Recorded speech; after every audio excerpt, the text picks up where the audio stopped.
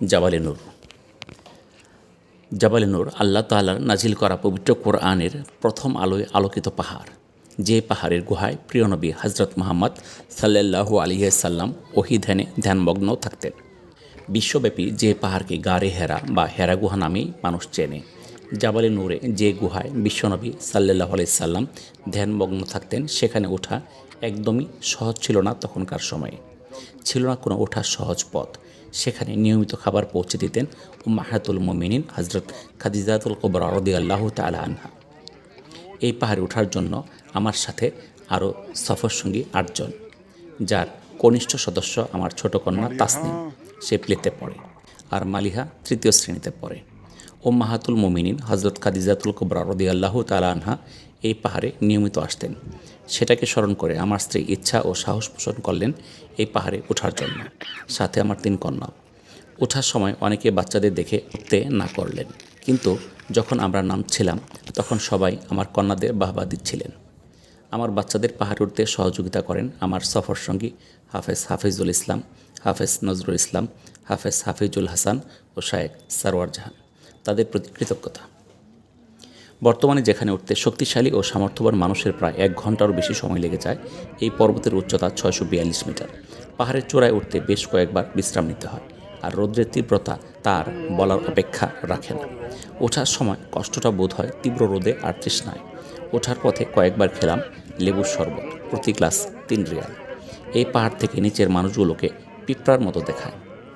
পাহাড়ের চূড়া থেকে বিপরীত দিকে নিচে অবস্থায় হেরা গুহায় যাওয়া বেশ ঝুঁকিপূর্ণ। হেরা গুহা পাহাড়ের সর্বোচ্চ চূড়ায় না হলেও সেখানে যেতে হলে পাহাড়ের সর্বোচ্চ চূড়ায় উঠতে হয়।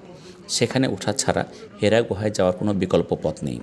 প্রিয় নবী সাল্লাল্লাহু আলাইহি সাল্লাম যে গুহায় ধ্যান করেছিলেন সেটি আকারে অনেক ছোট।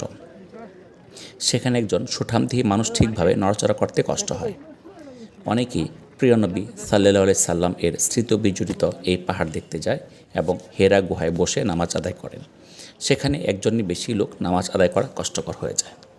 জাবালে নূর খ্যাত হেরা পাহাড়ে রয়েছে আকর্ষণীয় ৬টি তথ্য। তা হলো: ১. জাবালে নূর। পাহাড়ের নাম হেরা হলেও এটি এখন বিশ্বব্যাপী জাবালে নূর বা জাবালে হীরা নামেই পরিচিত। জাবালে নূর অর্থ নূরের বা আলোর পাহাড়, কেননা এই পাহাড়ে আল্লাহর পক্ষ থেকে রাসূলুল্লাহ সাল্লাল্লাহু আলাইহি সাল্লামের উপর সর্বপ্রথম বরকতময় আলোকিত কোরআন নাজিল হয়, যা শুধু মুসলিম উম্মাহ নয়, বরং বিশ্ব মানবতার জন্য নূর বা আলো। এ কারণেই এই পাহাড় বিশ্বব্যাপী জাবালে নূর নামে পরিচিত। ২. গুহার অবস্থান ও পরিধি। হেরা গুহা এত ছোট ও এর মধ্যকার জায়গা এত কম যে প্রথম দেখাতেই বিস্ময়কর মনে হবে।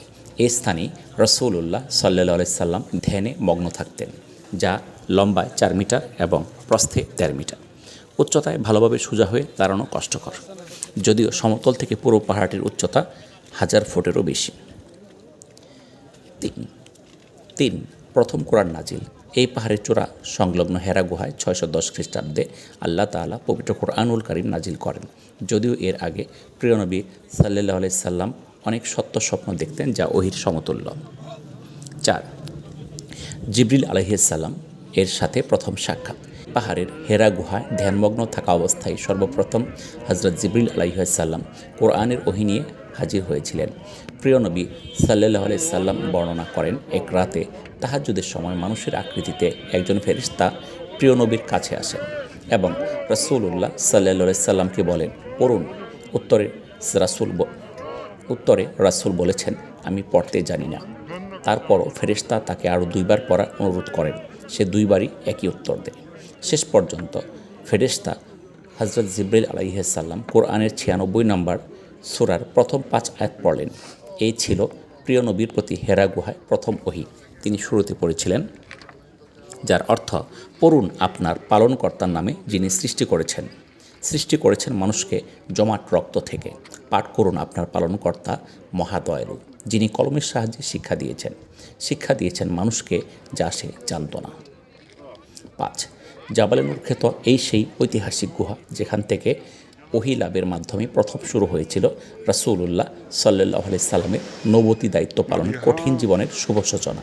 কেননা তিনি যখন ওহী নিয়ে হেরা গুহা থেকে পাহাড়ের অর্ধেক নিচে নেমে আসলেন, তখন তার কানে একটি আওয়াজ আসে, হে মুহাম্মদ, আপনি আল্লাহর নবী আর আমি জিবরিল। তিনি পৃথিবীতে নবী হিসেবে আত্মপ্রকাশ করেন আল্লাহ তাআলার সর্বশ্রেষ্ঠ ও সর্বশেষ নবী ও রাসূল। 6.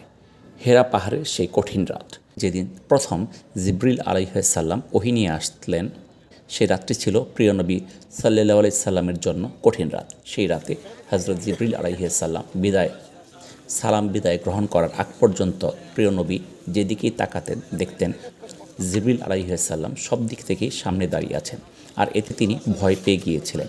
সেখান থেকে নেমে আসার সময় তার নবুয়তি পরিচয় সহ জিবরিল নিজের পরিচয় দিয়েছিলেন।